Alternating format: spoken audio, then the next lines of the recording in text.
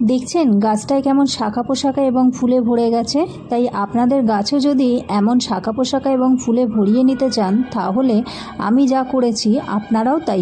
গাছে যখনই ফুল এসেছে, ফুলটা শুকিয়ে যাওয়ার পরেই সঙ্গে সঙ্গে পিঞ্চিং করে ফেলে দিয়েছি। এই কারণেই গাছে নতুন নতুন শাখা পোশাকা এবং কুঁড়িতে ভরে গেছে। যদি ফুল থেকে বীজ তৈরি হতে থাকে, তাহলে গাছ কখনোই নতুন শাখা পোশাকা বা ফুলের কুঁড়ি তৈরি করবে না। তাই ফুল ফুটে শুকিয়ে গেলেই সেইটি পিঞ্চিং করে ফেলে দিন, কোনোভাবেই যেন সেই ফুল থেকে দানা তৈরি না হয়। আর এই গাছের মাটির প্রস্তুতির সময় আমি অর্ধেক পাতা পচা সার এবং অর্ধেক গার্ডেন সয়েল নিয়ে এর মাটির প্রস্তুত তৈরি করেছিলাম।